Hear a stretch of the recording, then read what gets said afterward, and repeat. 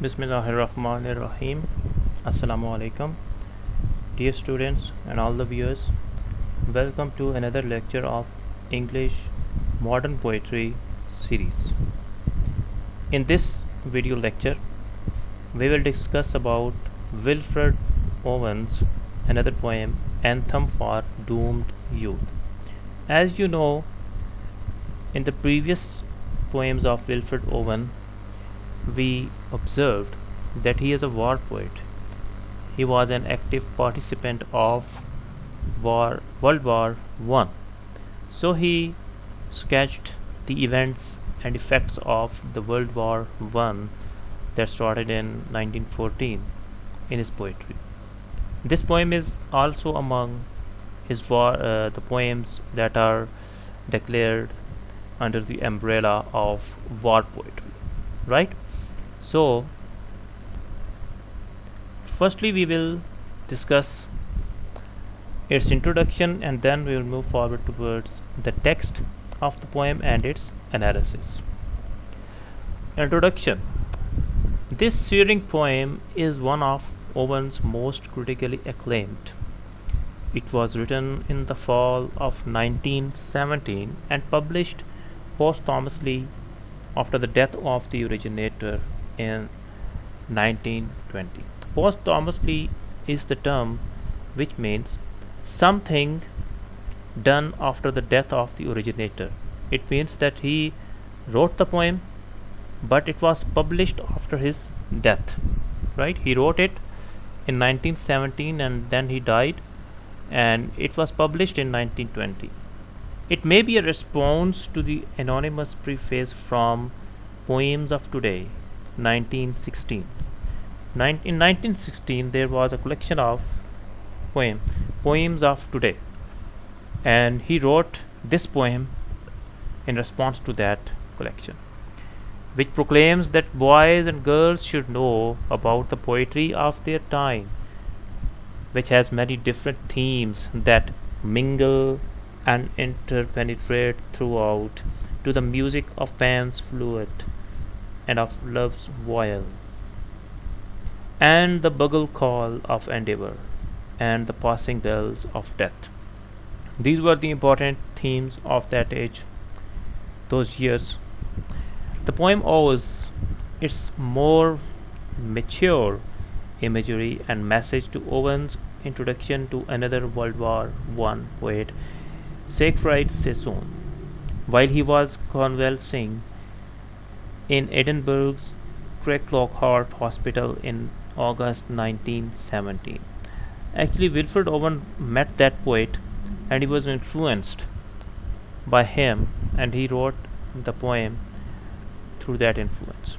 Sesson was older and more cynical, and the meeting was a significant turning point for Owen. The poem is structured as a Petrarchian sonnet with a Shakespearean rhyme scheme and is an elegy or a lament for the dead. As you know that sonnet was very much sonnet got fame through Shakespeare. Sonnet means a poem with 14 lines, and this poem,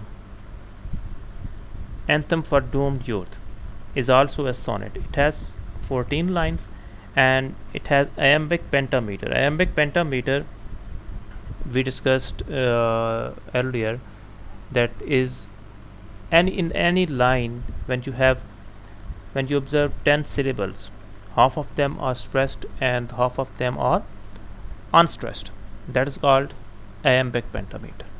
Owen's meter is mostly iambic pentameter with some small derivations that keep the reader on his or her toes as they read.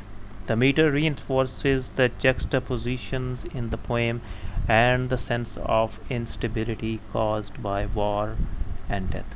So these are some important elements of the poem that we have discussed in the introduction, and then we move forward towards the text, and we will firstly discuss stanza 1 and its analysis, then we will move forward towards stanza 2. Stanza 1. What passing bells for these who die as cattle? Only the monstrous anger of the guns, only the stuttering rifle's rapid rattle, can petter out their hasty orisons. No mockeries now for them, no prayers nor bells, nor any voice of mourning save the choirs, the shrill, demented choirs of wailing shells and bugles calling for them from sad shires. Now we see the analysis of this first stanza. Anthem for Doomed Youth opens, as do many of Owen's poems, with a note of righteous anger. What passing bells from those who die as cattle? The use of the word cattle in the opening line sets the tone and the mood for the rest of it. It dehumanizes the soldiers much in the same way that Owen sees the war dehumanizing the soldiers, bringing up imagery of violence and unnecessary slaughter. Actually, the soldiers are dehumanized and they are called cattles, right? Owen made no secret that he was a great critic of the war. His criticism of pro-war poets has been immortalized in poems such as Duelis, Duelis at Decorum, Duelis at Decorum Est, and in letters where Wilfred Owen wrote home. In Anthem for Doomed Youth, Owen makes no secret of the fact that he believes that war is a horrific waste of human life. According to Wilfred Owen, war is a wastage of human life, right? It doesn't bring anything beneficial for humanity. It wastes the lives of human beings. The first stanza of Anthem for Doomed Youth continues in the pattern of a pitched bottle, as though it were being written during the push over the trenches. Owen notes the monstrous anger of the guns, the stuttering rifles, and the shrill, demented choirs of wailing shells. It's a horrible world that Owen creates in those few lines, bringing forward the idea of complete chaos and madness, of an almost animalistic loss of control. But in the same paragraph, he also points out the near reluctance of the soldiers fighting.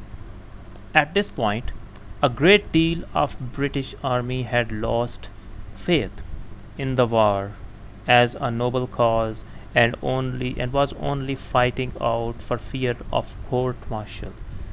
Therefore, the rifles stuttered their hasty orisons. Orisons are a type of prayer, which further points out Owen's lack of faith. He believes that war has overshadowed faith, that it has taken the place of belief.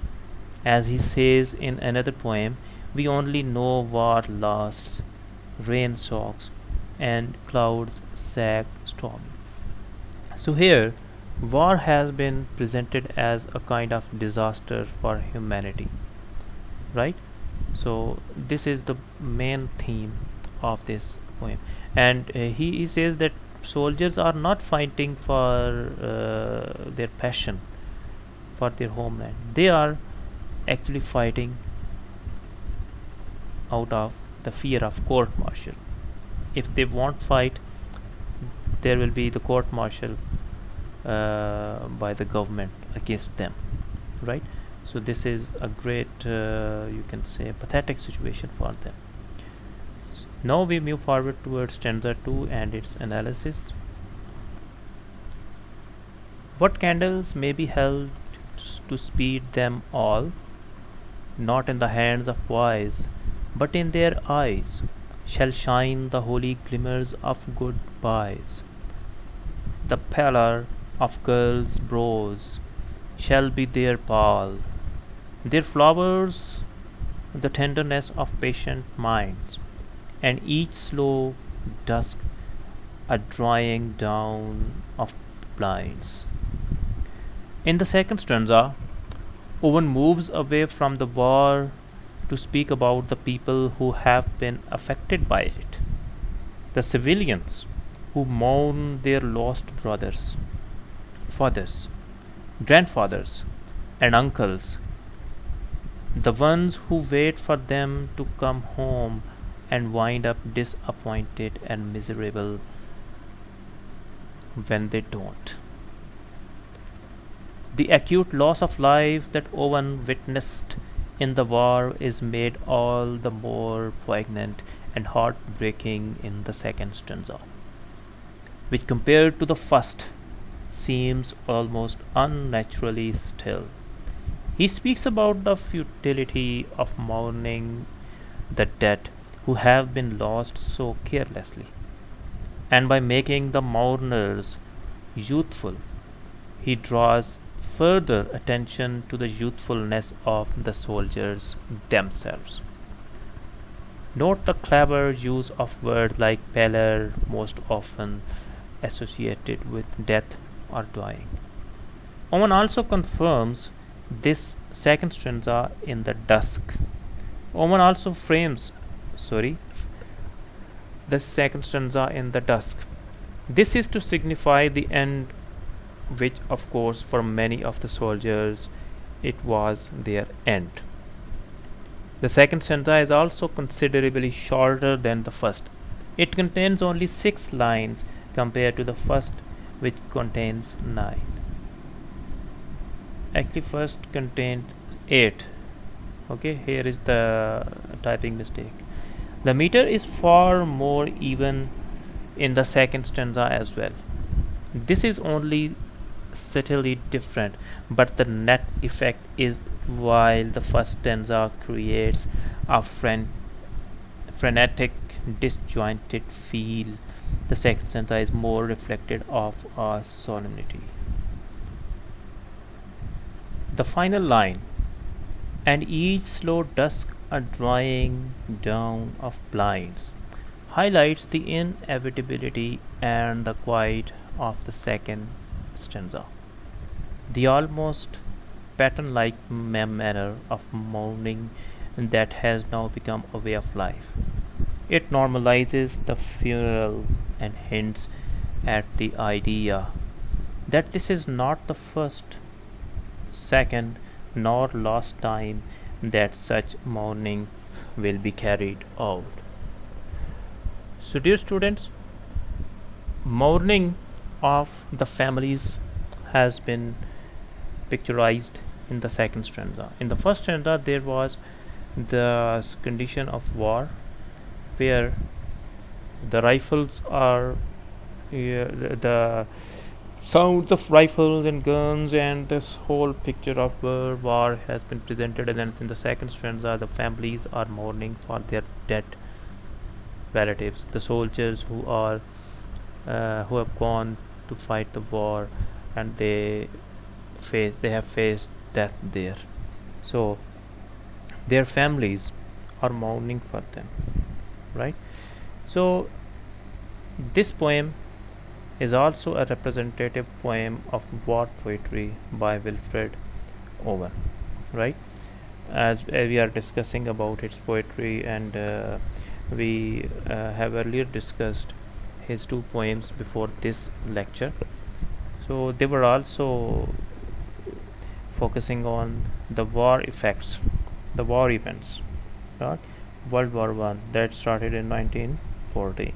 So this poem is also presenting it, the same situation, and you have to prepare it according to the analysis. And inshallah, in next poem we will discuss the next poem of Wilfred Owen. Till then, the suggestion to you people is to focus on the text and the analysis and the introduction perfectly, and try to learn all the important points for your preparation of exams, right? And if you have any question, you can ask in the comment box, and do subscribe the channel. Also, those who are left with subscribing the channel, they are advised to subscribe the channel, and then all the informative and literary videos will be available for them whenever they will come online, right? So this is the end of this lecture. See you in next video with another poem. Till then, goodbye, take care, and good luck for your exams. Thank you very much.